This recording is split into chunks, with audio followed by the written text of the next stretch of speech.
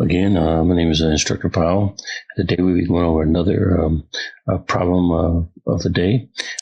This problem I gave him to my students in my Google class, teaching them how do they convert decimal numbers to their binary equivalent. So we're going to go over this problem and take a look at how we basically convert decimal to its binary counterpart.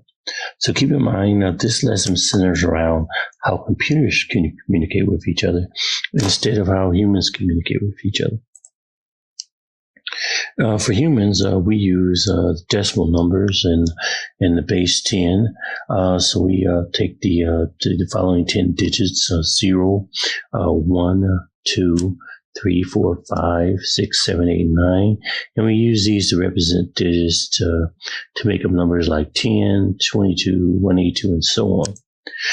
So to go over a quick base 10 lesson using 182, we'll show you how it represents, or how we represent it in a power of 10.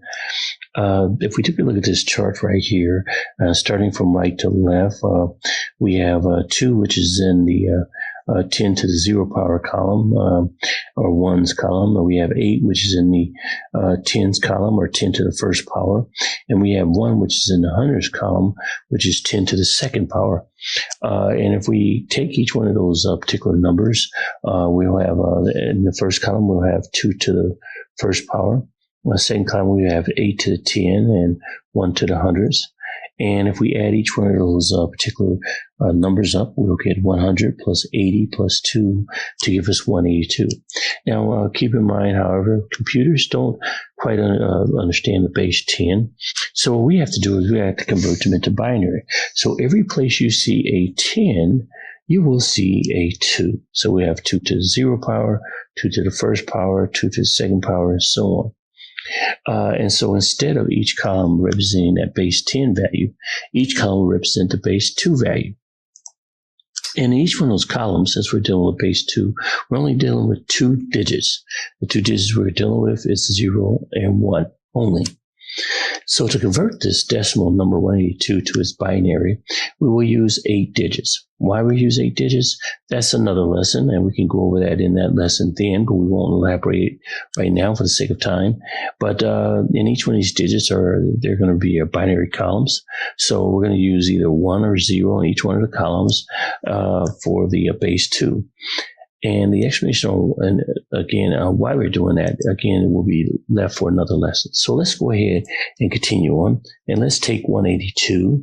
And we know its binary equivalent will be 101101110. But how do we get there? Well, what we do is we look at how to convert the ordinary decimal number 182 into its binary code, and we simply take that 8-place binary columns, as I mentioned before, in the binary table, and we identify which numbers we will need to add up to 182. And each one of those numbers, we're going to put a 1 underneath it. So let's go ahead and start off by writing our 8 binary column table, as we see below. We're going to have, in the first column, we have 2 to the 0 power, 2 to the first power, second, third is 2 to the 2, fourth column is 2 to the 3, fifth column is 2 to the fourth power, sixth column is 2 to the fifth power, seventh column is 2 to the sixth power, and eighth column is 2 to the seventh power. And if we write those base 2 representation for each one of those columns. In the first one, we're going to have 2 to the 0 power equals 1, 2 to the first power equals 2 in the second column, 2 to the second power equals 4 in the third column, 2 to the third power equals 8 in the fourth column, 2 to the fourth power in the fifth column equals 16, 2 to the fifth power equals 32 in the sixth column, 2 to the sixth power equals 64 in the seventh column, and 2 to the seventh power equals 128 in the eighth column. Now, if we identify which numbers we add up to get to 182, we will see that we will have 128 plus 32 plus 16 plus 4 plus 2, and we will put 1s in each one of those columns, as we see below. Okay, so we'll have a 1 in the 2 column, 1 in the 4, 1 in the 16 column, 1 in that 32 column, 1 in the 128 column, and those all equal 1 182. So in all the other columns that we don't put a 1 in, you will put a 0 in, as you see below. And that number that we have there at the bottom, 10110,110, will be our binary representation of the decimal number 182. So again, I thank you again, and this is our resolution for the problem of the day. See you next time.